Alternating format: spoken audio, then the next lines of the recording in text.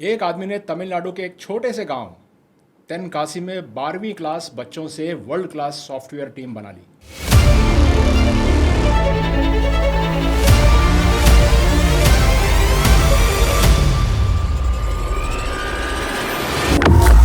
और आज वो कंपनी सेल्सफोर्स और माइक्रोसॉफ्ट से compete कर रही है। उसका रेवेन्यू है $1 बिलियन से ज़्यादा और एट्रिशन रेट सिंगल डिजिट। और दूसरी तरफ बेंगलोर के स्टार्टअप्स IIT IIM से हायर करते हैं, 40 लाख एनुअल पैकेज देते हैं, free food, free gym, stock options, फिर भी लोग 1 साल में छोड़ देते हैं। डिफरेंस क्या है? एक आदमी ने अच्छे लोग ढूंढने में टाइम वेस्ट नहीं किया, उसने अच्छा सिस्टम बनाने में टाइम लगाया, फिर एवरेज लोग भी A ग्रेड बन गए। और दूसरी तरफ दूसरी कंपनियों ने पैसे फेंके, A ग्रेड लोगों को हायर किया, लेकिन B ग्रेड एनवायरनमेंट में डाल दिया और A ग्रेड लोग आए, देखा और चले गए। आप कौन हैं? पहला आदमी या दूसरा आदमी?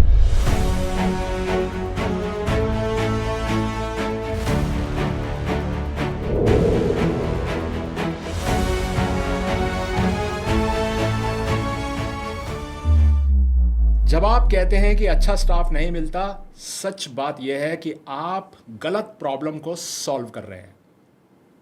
प्रॉब्लम हायरिंग नहीं है, प्रॉब्लम आपके बिजनेस में। अच्छे लोग हर जगह पर हैं, बस आपके बिजनेस में नहीं आना चाहते। और जो लोग आ भी जाते हैं वो 6 महीने में 1 साल में चले जाते हैं।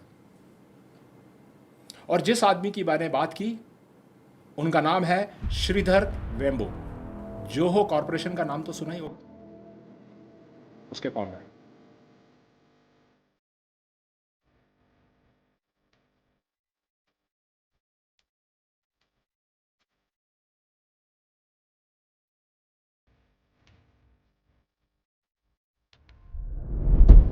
उन्होंने बेंगलोर में कैंपस नहीं बनाया, मुंबई में कैंपस नहीं बनाया, हैदराबाद में, चेन्नई में, दिल्ली में नहीं बनाया।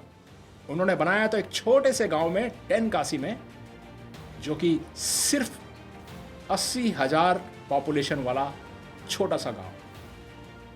और वहां उन्होंने एक काम किया जो किसी ने आज तक नहीं किया था। गरीब घरों के बच्चे जो 12वीं तक की शिक्षा मुश्किल से पहुंचे थे, उन्होंने उनको हायर किया। उनको कॉलेज डिग्री नहीं चाहिए थी, उनको इंग्लिश फ्लुएंसी नहीं चाहिए थी, उनको ब्रांड कॉलेज टैगलाइन नहीं चाहिए थी। बस चाहिए था तो सिर्फ एक चीज़, और वो थी कि उन बच्चों में सीखने की भूख होनी चाहिए। और फिर जोहो ने उनको 2 साल के अंदर खुद ट्रेन किया, उनको कोडिंग सिखाई, इंग्लिश सिखाई, प्रोडक्ट बनाना सिखाया। और आज वही नॉन ग्रेजुएट बच्चे 50 लाख रुपए प्लस की सैलरीज पर हैं, सीनियर इंजीनियर्स बन चुके हैं, सेल्स फोर्स के इंजीनियर से compete भी कर रहे हैं, और कोई जाता नहीं। ध्यान से सुनिए, ये बात बहुत ज़्यादा इंपॉर्टेंट है। जोहो को अच्छे लोग नहीं मिले, जोहो ने अच्छा सिस्टम बनाया, और फिर अच्छे लोग खुद ब खुद आते गए, बनते गए। यही फर्क है। अब एक बात बताऊं आपको मैं, अभी आप क्या सोच रहे हैं? और ये बताते ही आप कहेंगे सही पकड़े हो। आप ये सोच रहे हैं कि जोहो तो बहुत बड़ा है, मेरे पास इतने रिसोर्सेज नहीं है, मेरे बिजनेस में 10-20 लोग काम करते हैं, मेरी इंडस्ट्री में अच्छे लोग नहीं आते। तो सर जी, ये वीडियो लास्ट तक देख लीजिएगा बस, क्योंकि अगले 12 मिनट में आपको ठीक से वो 4 सिस्टम्स बता दूंगा, दिखा दूंगा, जो 5 करोड़ से 500 करोड़ तक की टर्नओवर तक ले जाने के लिए, हर बिजनेस के लिए सेम है। और 90 दिन के अंदर आपको वाकई में फर्क फील होगा। आपके इंटरव्यू में सही लोग आने शुरू हो जाएंगे। ज्वाइनिंग के बाद वो रुकेंगे भी, काम भी करेंगे, और जो ऑलरेडी हैं वो ज़्यादा प्रॉब्लम सॉल्व करेंगे, ज़्यादा परफॉर्म करेंगे। अब ऑनेस्टली एक काम कीजिए, अभी सोचिए, अभी ये सोचिए कि पिछले 2 साल में आपके बिजनेस से कितने लोग चले गए। 5 लोग गए, 10 लोग गए, 20 गए, 50 गए, 100 गए, 200 गए। और अब सोचिए इनमें से कितने लोग अच्छे थे। क्या ज़्यादातर अच्छे थे? अब सोचिए, कहाँ गए? कंपटीशन में, छोटी कंपनियों में, या इवन स्टार्टअप्स में भी जहां पर सैलरी आपसे कम मिल रही थी। इसका मतलब पता है क्या है? इसका मतलब भाई साहब बिल्कुल सही है कि समस्या सैलरी की नहीं थी, समस्या आपके बिजनेस की थी। और एक बात, अभी आपके पास जो टीम है उनमें से 30% लोग टॉप परफॉर्मेंस होंगे, 40 एवरेज होंगे और 30% बिल्कुल ही एवरेज होंगे। अगर वो टॉप 30% कल को छोड़ के चले जाएं आपके टॉप परफॉर्मेंस, तो आपका बिजनेस रुक जाएगा, क्योंकि आपने उनके भरोसे अपना बिजनेस चलाया है, सिस्टम के भरोसे नहीं चलाया। और ये बिजनेस तो बिल्कुल भी नहीं है, ये सिर्फ 3-4 लोग या कुछ लोगों पर टिका हुआ ताश का घर है। एक कार्ड हिला, पूरा का पूरा गिर जाएगा। ओनर सोचता है कि मुझे अच्छे लोग चाहिए, और सीईओ सोचता है कि मुझे एक ऐसा सिस्टम चाहिए जो एवरेज लोगों को भी अच्छा बना दे। यही फर्क है। जोहो ने 12वीं पास बच्चों को सीनियर इंजीनियर्स बनाया, टाटा ने ड्राइवर के बेटे को मैनेजर बनाया, मैकडोनल्ड ने ग्लोबली 17 साल के बच्चे चलाते हैं उनका बिजनेस। कैसे? सिर्फ और सिर्फ सिस्टम। और मैं इसे बोलता हूं सीईओ की 4 people systems. System 1, hiring system, कैसे लोग, कौन लोग हायर करते हैं आप। सिस्टम 2, आपका ऑनबोर्डिंग सिस्टम क्या है, यानी कि उसके पहले दिन, ज्वाइनिंग के पहले 30 दिन कैसे जाते हैं, क्या सिखाते हैं आप उसको। और सिस्टम 3, ग्रोथ का सिस्टम, क्या आप उनको करियर पाथ बताते हैं या नहीं। और सिस्टम 4, आपकी कंपनी का कल्चर का सिस्टम, रोज का एनवायरनमेंट, रोज का माहौल कैसा है आपकी कंपनी में। सिर्फ ये 4 सिस्टम्स। जो ओनर ये 4 सिस्टम बनाता है उसको कभी भी अच्छा स्टाफ नहीं मिलता कि कंप्लेंट नहीं रहती। जो नहीं बनाता ना ये सिस्टम्स, वो हमेशा हायरिंग में फंसा रहता। और ऑर्डर इंपॉर्टेंट है, पहले हायरिंग, कल्चर आखिर में। चलिए एक एक करके खोलते हैं सबको। नंबर 1, हायरिंग सिस्टम, यानी कि सबसे पहला सिस्टम हायरिंग। अब आप बताइए कि आप इंटरव्यू कैसे लेते हैं। अक्सर हर कंपनी के अंदर या मैक्सिमम कंपनीज के अंदर यही होता है कि पहले रिज्यूम आता है, आप रिज्यूम देखते हैं, उसका एक्सपीरियंस पूछते हैं, सैलरी एक्सपेक्टेशन पूछते हैं, यहाँ क्यों ज्वाइन करना चाहते हो ये पूछते हैं, और 5 साल में खुद आपने आपको कहाँ देखते हो ये भी पूछते हो, और फिर गट फीलिंग से हायर कर देते हो। 3 महीने के बाद वो आदमी गलत निकलता है। क्यों? क्योंकि आपने गलत सवाल पूछ लिए। अब मैं आपको बताता हूँ कौन से ऐसे सवाल है जो आपको पूछने चाहिए। वो टॉप 5 सवाल है जो ज़्यादातर ओनर्स कभी नहीं पूछते, लेकिन यही आपको सब कुछ बता देंगे उस कैंडिडेट के बारे में। पहला सवाल जो आपको पूछना है अगली बार, आपकी पिछली जॉब में कौन सा काम आपको बोरिंग लगता था। अगर वो ये जवाब देता है कि वो काम आपकी कंपनी में सेम है, यानी कि जो काम उसको वहाँ बोरिंग लगता था वही काम आपकी कंपनी में है, तो वो कभी भी रुकेगा नहीं।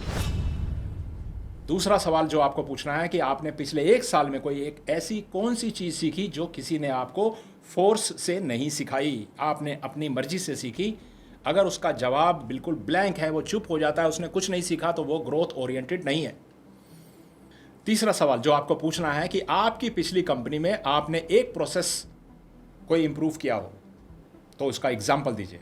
और अगर उसके पास कोई भी एग्जाम्पल नहीं है, कोई रेफरेंस नहीं है, उसने कुछ नहीं किया, तो वो डूअर नहीं है, सिर्फ इंस्ट्रक्शन फॉलोवर है, यानी कि जो आप काम देंगे वही करेगा और अपनी तरफ से कुछ नहीं करेगा। नंबर 4 सवाल जो आपको पूछना है, अगर आपको पता चले कि आपकी एक टीम मेंबर किसी कस्टमर से ज़्यादा कमीशन ले रहा है तो आप क्या करेंगे।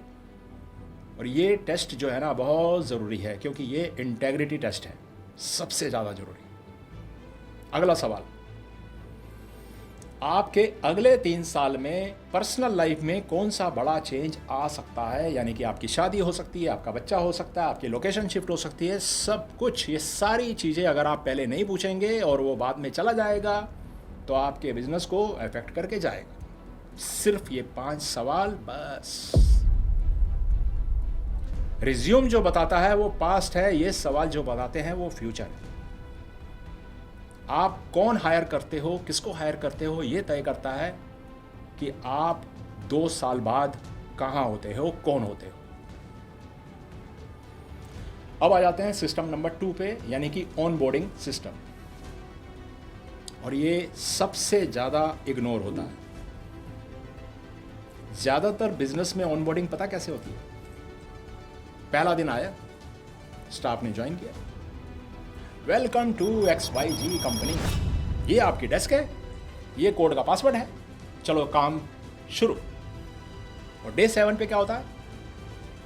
अभी तक आप प्रोडक्टिव नहीं हुए और 30वां दिन आते आते इसकी तो परफॉर्मेंस ठीक नहीं है, और डे 90 पे आते हमें लगता है कि आप यहाँ के राइट फिट नहीं हो। भाई ये नए एम्प्लॉय की गलती नहीं है, ये आपकी गलती है। आपने उसको पहले 30 दिन में कोई स्ट्रक्चर नहीं दिया। जोहो में ऑन बोर्डिंग 2 साल का फॉर्मल प्रोसेस है, और मैकडोनल्ड्स में नया स्टाफ 21 दिन की स्ट्रक्चर ट्रेनिंग में गुजरता है। टाटा होटल्स में नया एम्प्लॉय 6 महीने तक इंडक्शन करता है, और आप 1 हफ्ता भी नहीं दे रहे हो, और फिर कहते हो कि स्टाफ बेकार है, स्टाफ सीखता नहीं है।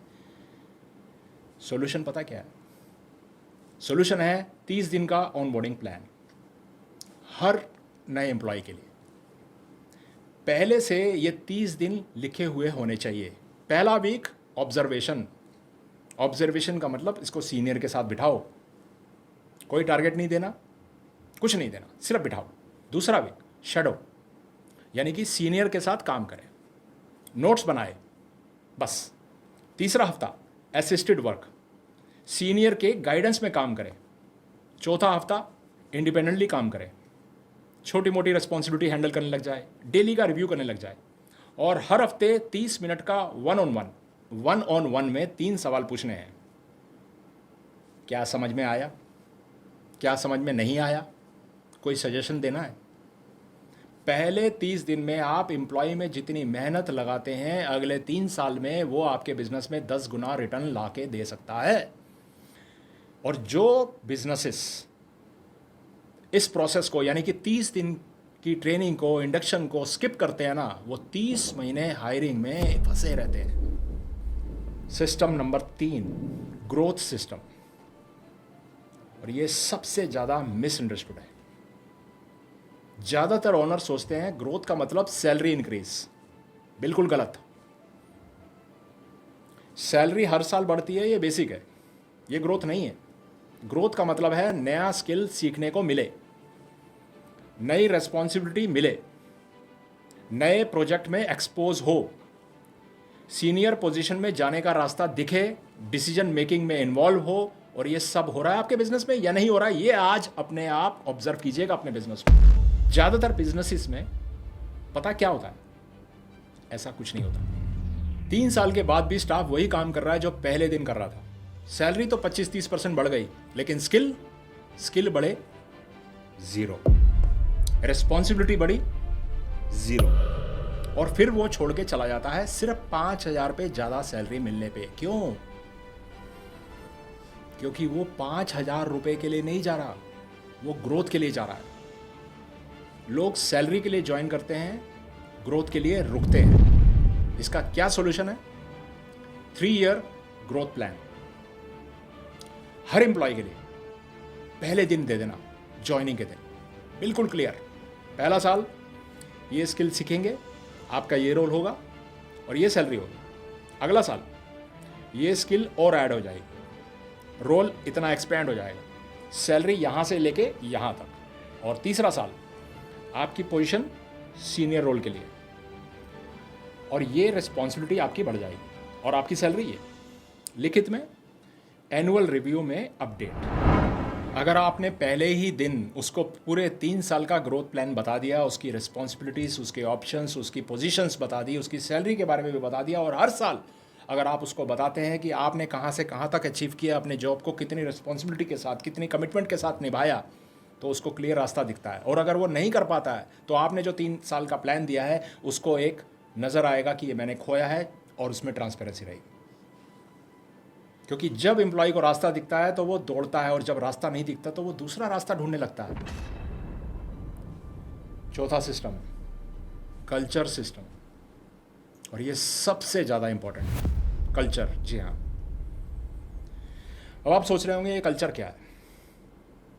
कल्चर का मतलब है आपके बिजनेस में रोज क्या होता है जब आप नहीं देख रहे होते, यानी कि लेट आने पर क्या होता है, मिस्टेक पर क्या होता है, डिसएग्रीमेंट में क्या होता है, सक्सेस पर क्या होता है, कस्टमर कंप्लेंट पर क्या होता है। यही सब कुछ कल्चर होता है। और ज़्यादातर बिजनेस में कल्चर फियर कल्चर है। बॉस आता है सब चुप, मिस्टेक होती है कोई एडमिट नहीं करता, न्यू आइडिया आता है कोई शेयर नहीं करता, कस्टमर की कंप्लेंट आती है और एक दूसरे को ब्लेम करना शुरू कर देते हैं। ये बिजनेस नहीं है, ये मॉनिटर्ड प्रिजन है। और जिस कंपनी में, जिस बिजनेस में लोग डरते हैं वहाँ क्रिएटिव काम कभी हो ही नहीं सकता, ऑनेस्ट फीडबैक कभी आ ही नहीं सकती, और इनोवेशन की तो बात ही मत करिए, कभी नहीं हो सकता। और अगर आपको अपनी कंपनी का कल्चर बदलना है तो आपको ये 4 छोटी आदतें अपनी कंपनी में डालनी पड़ेंगी। नंबर 1, गलती को, मिस्टेक को पब्लिकली एक्नॉलेज करना शुरू कर दीजिए, बिना किसी को ब्लेम किए, और अपने आप से शुरू कीजिए। पिछले हफ्ते आपने क्या गलती की थी अपनी टीम को बताइए, वो भी आगे से आपको बताना शुरू कर देंगे। दूसरी आदत, हर हफ्ते किसी एक एम्प्लॉय को पब्लिकली अप्रिशिएट कीजिए, स्पेसिफिक रीज़न के साथ। बहुत अच्छा काम किया ये नहीं बोलना है। फॉर एग्जाम्पल, आपने सेल्स में जो नई स्ट्रेटेजी, नई अप्रोच लगाई वो गेम चेंजर थी। आपने ऑपरेशन में जो टाइम बचाया वो गेम चेंजर था। तीसरी आदत, हर मीटिंग में सबसे जूनियर आदमी को पहले बोलने का मौका दो। जी हाँ, बिल्कुल सही समझ रहे हैं आप। वो इसलिए ताकि वो सीनियर के अग्रीमेंट से इन्फ्लुएंस ना हो। और नंबर 4 आदत, सैलरी डिस्कशन कभी भी ओपन नहीं करनी, लेकिन ग्रोथ के बारे में डिस्कशन हमेशा ओपन रखो। हर 3 महीने में हर एम्प्लॉय से आधा घंटा, क्या सीखा, क्या और सीखना है, कहाँ तक जाना है। ये 4 छोटी आदतें 6 महीने में आपके बिजनेस का माहौल बदल जाएगा। एक आखिरी सच, शायद थोड़ा सच हुए, माफ कीजिएगा। आप ए ग्रेड लोग इसलिए नहीं रख पाते क्योंकि आपका बिजनेस, माफी चाहता हूं, ए ग्रेड एनवायरनमेंट नहीं है। आप सैलरी बढ़ा देते हो, बोनस भी दे देते हो, दिवाली पे गिफ्ट दे देते हो, पिकनिक पे ले जाते हो, फिर भी लोग चले जाते हैं। क्यों? क्योंकि अच्छे लोगों को सिर्फ पैसा नहीं चाहिए, उनको चाहिए अपना काम करने की फ्रीडम, अपनी आवाज़ रखने की परमिशन, गलती करने की सेफ्टी, सीखने का मौका, एक लीडर जिसको फॉलो करने में गौरव महसूस हो। और ये सब आपके पास बिल्कुल भी नहीं है, तो वो जाएगा ही। चाहे आप 50,000 बढ़ा दो, चाहे आप 2 लाख रुपए बढ़ा दो। आप पैसा तो बढ़ा सकते हैं, एनवायरनमेंट सिर्फ टाइम और इंटेंशन से बनता है। देखिए, एक बात सही बताऊं, आपकी टीम बिल्कुल भी कमज़ोर नहीं है, आपके लोग बिल्कुल भी बुरे नहीं हैं। आपकी इंडस्ट्री में ना, जी हाँ बिल्कुल, आपकी इंडस्ट्री की बात कर रहा हूँ, आपकी इंडस्ट्री में अच्छे लोग कम नहीं हैं, बस आपके पास सिस्टम्स नहीं है। श्रीधर वेम्बू ने तेनकासी में टाटा बिरला से compete करने वाली एक टीम बना ली, छोटे से गांव में, तेनकासी में 80,000 पॉपुलेशन, कोई आता जाता नहीं। वहां पर उन्होंने वर्ल्ड क्लास टीम बना ली, और आप शहर में एक अच्छी टीम नहीं बना पा रहे। तो अंतर, डिफरेंस रिसोर्सेज का नहीं है, सिर्फ और सिर्फ इंटेंशन का है। श्रीधर ने 10 साल लगाए सिस्टम्स बनाने में, आप 10 दिन नहीं लगा सकते, और फिर बोलते हैं अच्छा स्टाफ नहीं मिलता। ये अंदर की बात है।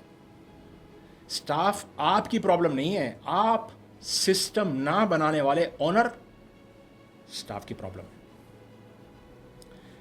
अच्छा, आपने बिजनेस इसलिए तो शुरू नहीं किया था ना कि हर 6 महीने में लोग, नए नए लोग आते रहे, पुराने जाते रहे, इसलिए बनाया था। आपने इसलिए बिजनेस शुरू किया था कि एक टीम बनाओ जो आपके साथ कुछ बड़ा बना सके। लेकिन अगर सिस्टम्स नहीं है आपकी कंपनी में, आपके बिजनेस में, तो टीम कभी भी नहीं बनती। वो सिर्फ एम्प्लॉयज़ रहते हैं जो आज हैं कल नहीं है, और यही तो बदलना है। और ये बदलाव कोई बहुत बड़ा बदलाव नहीं है, सिर्फ 4 सिस्टम्स। सीईओ के 4 system. System 1 hiring system, number 2 on boarding system, number 3 growth system and number 4 culture system.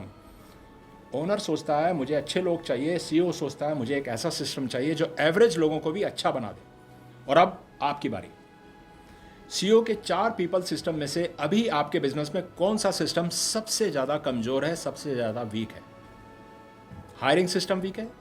क्या आप इंटरव्यू में सही सवाल नहीं पूछते? या ऑनबोर्डिंग सिस्टम वीक है? नए एम्प्लॉयज़ को स्ट्रक्चर नहीं देते, प्रोसेस नहीं देते? या ग्रोथ सिस्टम वीक है, यानी कि 3 साल का ग्रोथ मैप नहीं है आपकी कंपनी में? या फिर आखिरी, कल्चर ही नहीं है आपकी कंपनी में, माहौल फियर बेस्ड है?